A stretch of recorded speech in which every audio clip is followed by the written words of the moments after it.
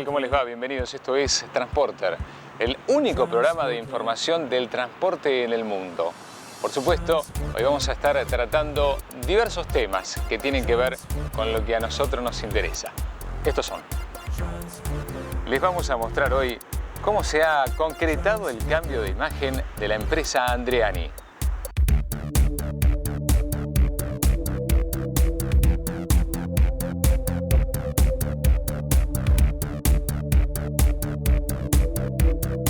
Segunda parte de la nota con Omar Viviani, secretario de la Confederación de Trabajadores del Transporte.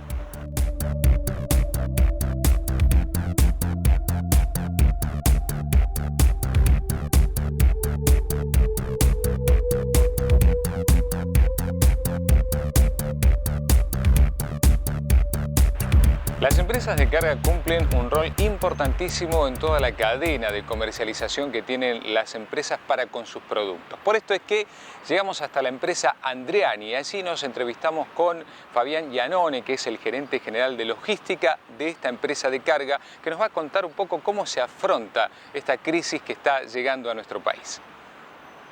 Fabián Giannone, gerente comercial de logística Andreani. Todo el mundo conoce la marca Andreani, pero ¿qué nos puede contar acerca de sus comienzos? Sí, la realidad es que Andreani se inicia como una empresa de transporte. En el año 45 ya el papá de Oscar Andreani, hoy nuestro presidente, don Humberto, hacía transportes zonales entre Casilda y Rosario, con 2 unidades que tenían. Oscar, como la mayoría de los pioneros, vio y descubrió en viajes que hacía permanentemente los lunes a Buenos Aires y volvía con la revista deportiva de los lunes y todos sus amigos se la pedían prestada al llegar a Casilda. Descubrió ahí que las revistas llegaban los días jueves y cuando ya, en la época que todavía no había internet, estamos hablando que no había esta comunicación, la globalización de la que se habla, se dependía de la revista para saber los resultados del fin de semana. Entonces él volvía y todos se la pedían y descubrió, analizando un poco los procesos, un estudio de marketing adaptado a esa época, de que las revistas iban por avión a Rosario, de Rosario iban a un distribuidor, de un distribuidor lo llevaban pueblito por pueblito y así llegaba a Casilda y la tenían entre miércoles a la noche y jueves. Él le pidió al padre poder hacer alguna gestión comercial en Buenos Aires y a partir de eso él consiguió como cliente a algunas editoriales y con esas editoriales empezó a viajar de noche, que su primer eslogan fue Andreani le gana al avión. Esto nosotros tenemos orgullo de que Oscar nos lo cuenta personalmente, cada tanto cuando charlamos cuenta él esta historia y realmente es una historia de pionero, ¿no? De haber descubierto en ese momento cuando los camiones de noche paraban o no viajaban de noche, haber descubierto este nicho de negocio, ¿no? A partir de ahí después empezó a incorporar productos que tengan similitud en cuanto a lo perecedero de la noticia, como eran las revistas, similitud en cuanto a requerimiento de servicio de llegar rápido, en buena calidad, y así se incorporaron laboratorios medicinales y otro tipo de productos con valor agregado. ¿Y cuáles son hoy los servicios que ofrece Andreani? Nosotros hoy estamos integrados ya en toda la cadena de supply chain en cuanto a operaciones logísticas. Hacemos desde administración de stock de materias primas, desde manejar una materia prima en un depósito y desde ahí abastecer a las plantas productivas. Y de ahí en adelante, una vez terminado el producto, con el producto terminado de esas plantas productivas, de vuelta ingresado a stocks en nuestros depósitos y todo el proceso comercial hasta llegar al cliente de nuestros clientes, que puede ser desde un retail, puede ser un individuo personal en caso de empresas que llegan al canal domiciliario particular, digamos, con productos de tecnología, con telefonía celular, con productos de venta directa, así tipo marketing directo, estos productos compre ya.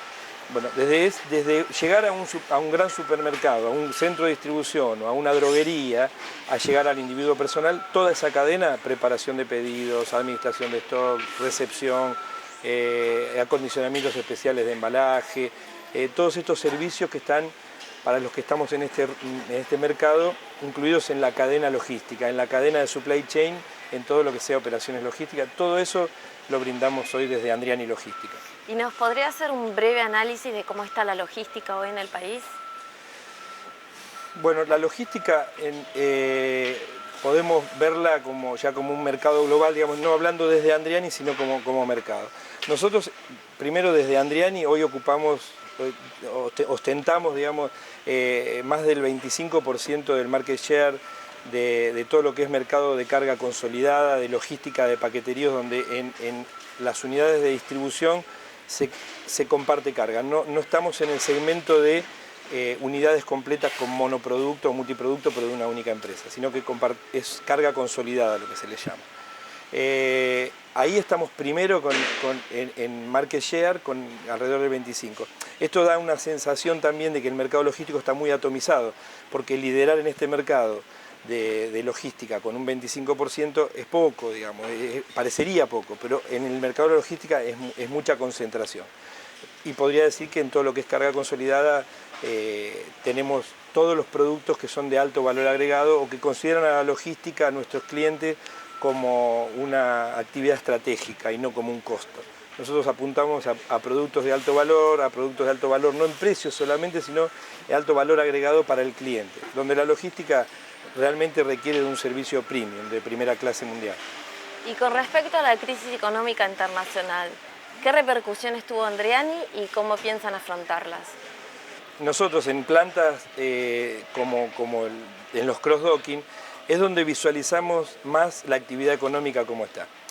Si nosotros pensamos en que esta es una crisis financiera mundial, probablemente en algún momento repercuta en el mundo de la producción, digamos, la producción de bienes y servicios. Nosotros nos manejamos en el mundo de la producción y los bienes y servicios, no en el mundo de las finanzas ni de las especulaciones. Desde ese lugar, para nosotros la actividad sigue desarrollándose normalmente, no vemos todavía una gran caída. Y como te decía antes, en algunas crisis que realmente fueron crisis fuertes de devaluaciones o crisis de la Argentina donde había caída de la producción, el cross-docking nuestro es un termómetro de la actividad. Ahí vemos cuando la planta, la nave de transferencia de carga, este cross-docking, se vacía o tiene bajo volumen, es porque la economía no está bien. Hoy todavía no se visualiza eso. Sabemos que probablemente repercuta en algún momento en la actividad económica en cuanto a lo productivo y que el año que viene tengamos alguna caída de actividad por parte de nuestros clientes. De cualquier manera, nosotros estamos apuntando a sostener estructura, nuestro directorio, los accionistas están decididos a continuar manteniendo nuestra estructura de servicio y nosotros desde el compromiso comercial es reemplazar con clientes la caída de actividad para no caer en volumen y poder seguir manteniendo la fuente de trabajo. ¿Y cuáles son sus perspectivas de crecimiento? Para el año que viene nuestras perspectivas son un poco por encima de las que el mercado en general está viendo como crecimiento vegetativo casi o de la sinergia de lo que pasó en el 2008. Este crecimiento para nosotros va a estar entre el 5 y el 10% en volumen movido, pensando en que no haya una catástrofe económica, digamos, que esto se acomode y que el mundo siga se vaya acomodando a la realidad y el ser humano, como siempre, trate de equilibrar para seguir adelante.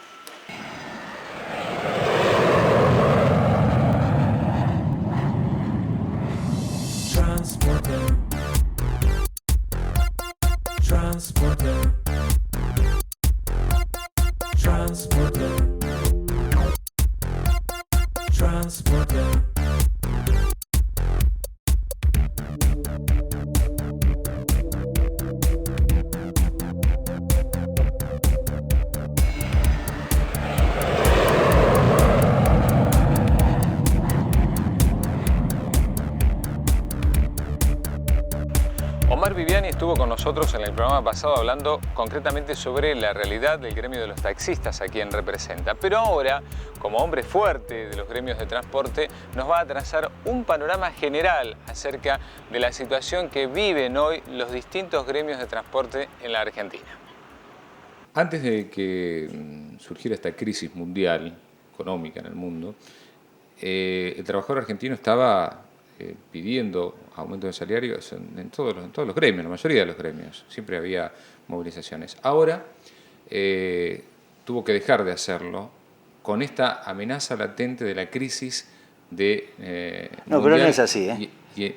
No, pero no es así. ¿Cuál es la posición? En la Argentina se firman por año 300 y pico de convenios colectivos de trabajo. Por lo general los convenios se empiezan a discutir en el mes de marzo y hasta el mes de septiembre, agosto, septiembre, ahí se firman la mayor cantidad de convenios colectivos, ¿correcto? Bueno, ahora estamos en el mes de noviembre y hay una rama del ESMATA que todavía no cerró el convenio colectivo. ¿La mayoría termina a fin de año, la mayoría de los convenios? No. La mayoría de los convenios terminan febrero, marzo, abril del año que viene. Bien, siguiendo esa no es línea. que no se reclama ahora salario por la crisis mundial. Ya se han firmado la mayor parte de las convenciones colectivas por un año. Por ejemplo, nosotros firmamos en el mes de marzo del 2008 y volvemos a discutir marzo del 2009. Y todos los gremios pasó lo mismo. El que firmó en abril, el que firmó en mayo, discute recién abril, mayo del año que viene. La crisis mundial esta económica financiera va a llegar de otra forma a la Argentina. Y eso no implica que la dirigencia sindical no siga pidiendo aumento para los trabajadores. Exactamente. El artículo 14 bis de la Constitución nos otorga el derecho de peticionar. Claro, pero el empresario está amenazando con despidos. Bueno, pero los empresarios, cuando cae apenas una lloviznita, porque Argentina no es uno de los países más afectados por la crisis financiera mundial. Se han hecho algunas correcciones, creo que hay que seguir haciéndolas, pero en realidad no nos pasó ahora lo que nos pasó con el efecto tequila que nos arrasó. Hoy Argentina tiene un superávit importante.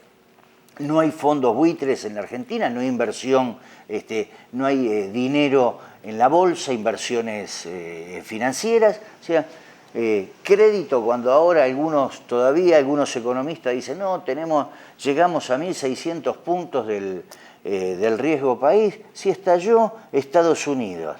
Los que nos ponían el puntaje del riesgo país era el Fondo Monetario Internacional, que demostró que su política económica mundial fue un desastre, por eso estalló esta gran crisis en el mundo. ¿Nos vamos a asustar porque nos pongan 10 puntos más o 10 puntos menos? Esto porque todavía hay algunos personeros de un modelo económico que en la Argentina estalló el 19 y 20 de diciembre del año 2001, cuando se fue el doctor de la Rúa, que era el presidente de la Nación. Ahí estalló el modelo, pero todavía en la Argentina quedan algunos representantes de estos sectores que creen que... Yo me acuerdo una vez el famoso ministro, el superministro, que dijo, cuando derrame la copa vamos a estar todos bien. Me parece que la copa estaba desfondada porque nunca le llegó absolutamente nada, ni a la industria nacional, por eso fundieron la industria nacional, ni a los trabajadores. Por eso muchísimas organizaciones, yo diría el 80 o el 90% de las organizaciones gremiales tuvieron 12 años sin discutir salario ni condiciones de trabajo. Para usted entonces la crisis no va a afectar demasiado a la Argentina, digo, por todo esto que se está hablando, de buscar políticas que eviten los despidos y inclusive no avisorar en forma clara qué es lo que puede llegar a pasar a partir de los primeros meses del año que viene, que es cuando se puede llegar a sentir la crisis en nuestro país. Sí, yo creo que, ayer... Estamos hablando de los transportes. Sí, yo hablo de los trabajadores en general, porque los trabajadores transportistas estamos dentro del contexto general de los trabajadores. Lo que sucedió ayer en Estados Unidos, que ganó Obama la presidencia, creo que va a traer tranquilidad a los mercados mundiales, va a traer un cambio de oxígeno en la economía y en la política mundial. Seguramente los grandes gurúes económicos del mundo hoy deben estar corriendo por el medio del mar, porque la burbuja económica financiera que estalló en Estados Unidos y que tuvo gran repercusión en Europa, en los países de la Comunidad Económica Europea, tiene que ver con que se hacían negocios sin plata. Este fue el gran verso del mundo que estalló. ¿Por qué? Porque todos sabemos, yo he participado en muchísimas reuniones donde venían especialistas, economistas del mundo a plantear negocios sin plata. Y este es el resultado de los negocios sin plata, porque no es que en el mundo desapareció la plata y nadie la tiene, porque en esta gran crisis mundial hay muchos que están haciendo fortuna de ganancias en detrimento de un modelo económico que ya explotó, terminó en el mundo. Seguramente va a haber un nuevo reacomodamiento mundial, no solamente de países, sino de economía y de forma de hacer negocios. Esto tenía que suceder. Pero yo creo que Argentina estamos bien. ¿Por qué? Porque primero Seguramente que estos países centrales van a defender su economía, van a defender su producción, van a vender el excedente de su producción a los países periféricos que firmaron el ALCA, el Tratado de Libre Comercio. Argentina no lo firmó, y muchos de esos productos van a llegar a esos países con un gran dumping económico o social si vienen de países como China, que tienen un dumping social. Y si no, dumping económico, como tienen muchos productos de Estados Unidos o de Europa. Y esto va a perjudicar ostensiblemente las economías de esos países porque va a bajar la producción. Argentina, gracias a Dios, no vamos a tener ese problema. Pero sí esto le va a pasar, por ejemplo, a la República de Chile, que tiene firmado el Tratado de Libre Comercio. Le van a invadir con mercadería con dumping. Bueno, en esta creo que nos salvamos, así que de alguna manera debe ser la única que nos salvamos, ¿no? Porque lamentablemente los argentinos siempre caímos en todas. Bueno, por suerte creo que en esta nos encuentran mejor parados. Le tengo que pedir obviamente una opinión acerca de Aerolíneas Argentinas, digo, por estar posicionado como está al frente de todos los gremios de transporte. Bueno, el tema de aerolíneas es el gran tema del modelo económico que estalló y que era el modelo económico neoliberal que se impuso no en la década del 90, ya se impuso antes con Martínez de Oz en la Argentina en la época de los militares. Después siguió avanzando en el gobierno del doctor Alfonsín y se instaló muy fuertemente en el gobierno de Carlos Menem. Que fue liquidar el Estado Nacional. Los americanos decían en algún momento, el Fondo Monetario decía que el Estado no tenía que ser regulador de ninguna actividad, no tenía que tener activos, y ahora el Estado americano salió a poner 700.000 millones de dólares para salvar empresas que no eran empresas del Estado, que eran empresas privadas. Entonces, al estallar esta gran burbuja, como yo decía recién, en Argentina volvió, muchos se dieron cuenta que ese modelo económico de los 90 de privatizaciones fue un asalto a mano armada a las empresas del Estado Nacional. Aerolíneas fue una de esas empresas, como tantas. No nos olvidemos que ELMA, Empresa Líneas Marítimas Argentinas, fue la línea de bandera más importante del mundo. ELMA estaba en todas partes del mundo. No quedó ni una lanchita de ELMA, una de las grandes empresas argentinas. Aerolíneas, Telefónica, Correo, bueno, tantas y tantas y tantas. Los ferrocarriles, porque resulta que cuando se privatizaron los ferrocarriles era porque no funcionaban. Yo me acuerdo que Menem una vez dijo, cuando los gremios ferroviarios se enfrentaban, este avance de la privatización, dijo ramal que para, ramal que cierra. Y así dejaron a miles y miles de pueblos y de ciudades argentinas desconectados de la realidad. Pueblos que llegaron hasta a ser fantasmas, porque lo único que llegaba ahí era el ferrocarril y era el único contacto que tenían con el progreso y con la realidad del país. Entonces, la reestatización de aerolíneas creo que fue un punto importante, como también lo fue la reestatización de obras sanitarias que hoy se llama AISA, una empresa que está funcionando y que cuando la tuvieron, los que la tuvieron, en realidad no hicieron las inversiones que tenían que hacer, por eso llegó el momento que hubo que volver a tomarla. Y Aerolíneas pasa lo mismo. Aerolíneas es una empresa quebrada, que la quebraron primero cuando la compraron un grupo español, la fundieron y después la vendieron a otro grupo español que han tenido millones y millones de euros de subsidio del mismo gobierno español y no lo han invertido. O sea, la quebraron en Aerolíneas, dejaron 5 aviones o 6 aviones nada más, de los cuales vuelan 4 y los demás son alquilados. Han hecho de Aerolíneas la peor administración de cualquier empresa que se pueda hacer en el mundo. Muy bien, y por último, bueno, también desde los sindicatos se han, de alguna manera, puesto a opinar acerca de la estatización de las FJP, es decir, de las jubilaciones que vuelvan al Estado. A ver, ¿cómo es la posición? Bueno, acá tenemos otro de los temas que, como Aerolíneas, como todo esto que yo recién señalaba.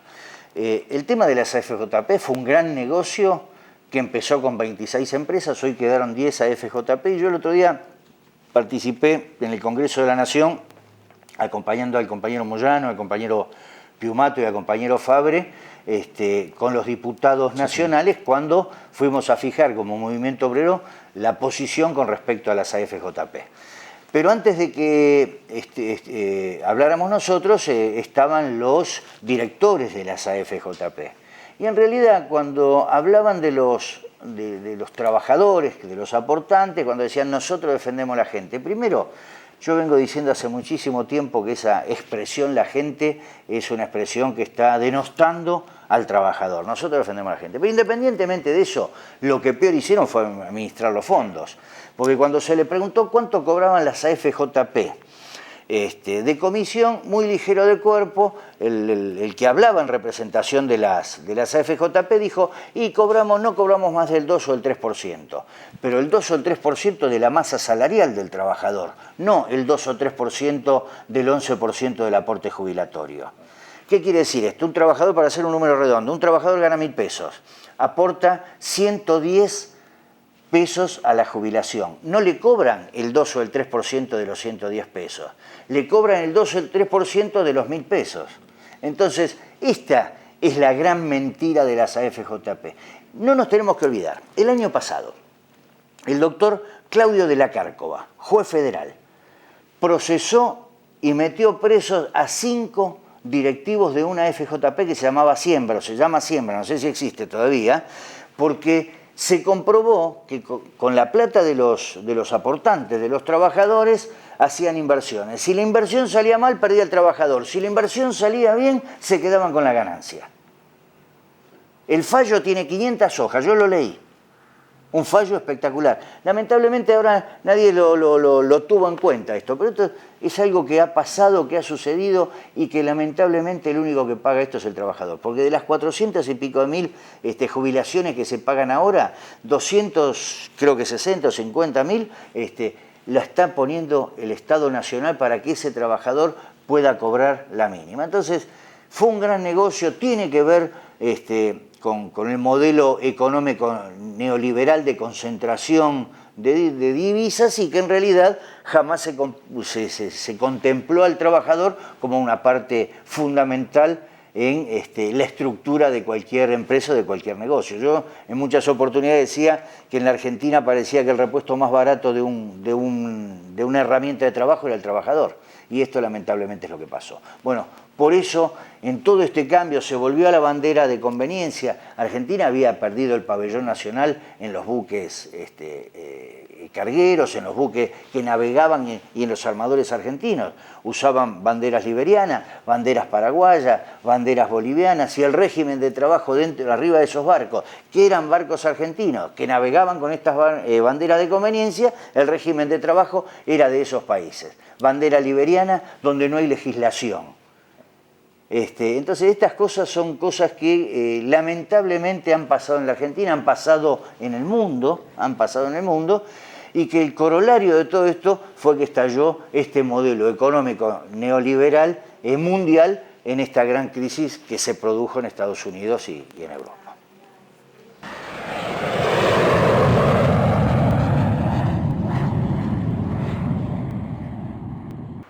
De esta manera estamos llegando al final del programa del día de hoy. Nos vamos a estar reencontrando en 7 días con más actualidad del transporte en el mundo por Metro, y esto es Transporter. Gracias.